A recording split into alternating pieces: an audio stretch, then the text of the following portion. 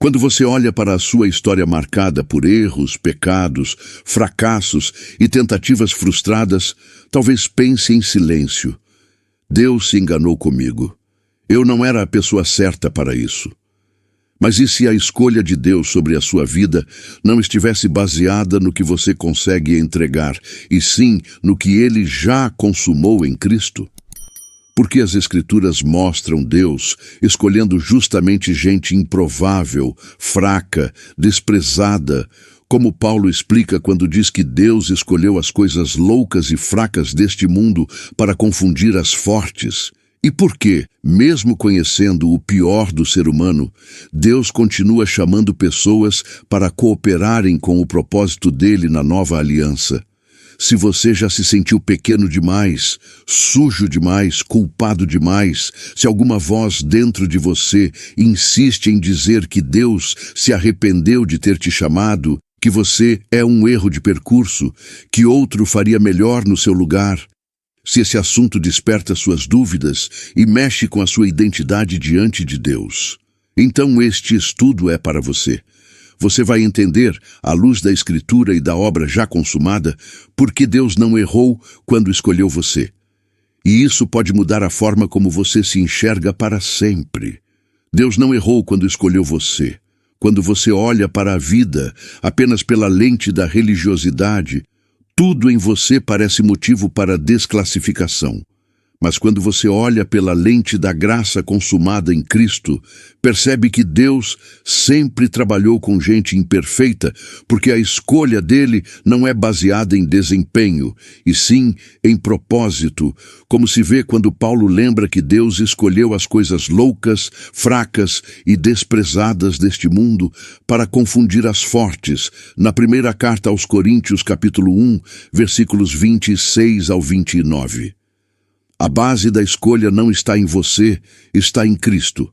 A carta aos Efésios, capítulo 1, versículo 4, declara que Deus nos elegeu em Cristo antes da fundação do mundo para sermos santos e irrepreensíveis diante dele em amor, mostrando que ele decidiu amar e incluir você em um propósito eterno antes de qualquer acerto ou erro seu.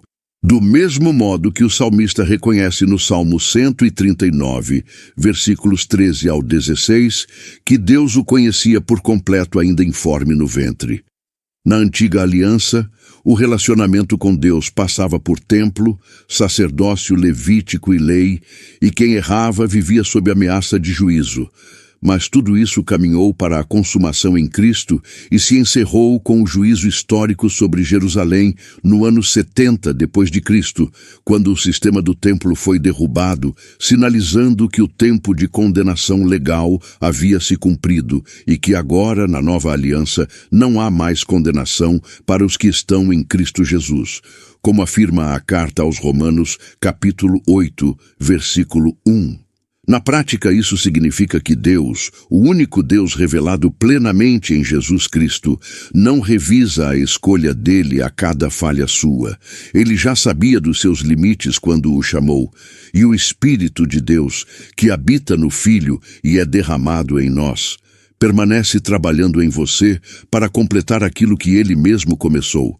Como está escrito na carta aos Filipenses, capítulo 1, versículo 6, para que você viva em maturidade, não em medo. Aplicação prática para o dia a dia. No dia a dia, isso corrige aquela voz interna que diz: eu não sirvo para nada na obra de Deus. Ou, Deus deve estar decepcionado comigo. Em vez de fugir com culpa, você aprende a levar suas quedas para aquele que já levou a condenação na cruz, reconhecendo o erro, alinhando seu coração à verdade e continuando a caminhada, porque a nova aliança não se baseia na sua perfeição, mas na fidelidade de Cristo. Isso muda a forma como você reage quando falha em casa, no casamento, com os filhos ou no trabalho. Em vez de se afundar em autodesprezo, você lembra que foi escolhido para ser expressão de graça justamente no meio da sua fraqueza e pergunta: o que o Senhor está me ensinando aqui? Assim, a escolha de Deus passa a ser fundamento de responsabilidade amorosa e não um peso de culpa. Perguntas para reflexão. Em quais momentos recentes você pensou, ainda que sem falar, que Deus se enganou ao colocar algo nas suas mãos? Quais vozes do passado, família, religião, críticas, ainda alimentam a sensação de que você é um erro tolerado e não um filho amado? O que mudaria nas suas decisões se você realmente acreditasse que a escolha de Deus sobre você é firme, consumada em Cristo e não depende do seu humor espiritual do dia? Diante disso, um passo concreto é separar um momento a sós hoje, abrir o coração em oração e confessar a Deus todas as vezes em que você questionou a escolha dele, escrevendo em um papel pelo menos 3 verdades bíblicas sobre quem você é em Cristo. Por exemplo, fui escolhido em Cristo. Não há condenação sobre mim em Cristo. Aquele que começou a boa obra em mim vai completá-la. E ler essas verdades em voz alta sempre que a culpa ou a sensação de inadequação tentarem dominar seu coração, até que sua mente se acostume a concordar com o que Deus diz. Muito obrigado por ter caminhado comigo até aqui. Se este conteúdo ajudou você a enxergar a escolha de Deus de forma mais bíblica e mais leve, inscreva-se no canal. Compartilhe este vídeo com alguém que vive achando que Deus se arrependeu dele e deixe seu comentário dizendo o que mais falou com você. Que o único Deus, revelado plenamente em Jesus Cristo, fortaleça você e sua família na compreensão da nova aliança e eu espero te encontrar no próximo estudo.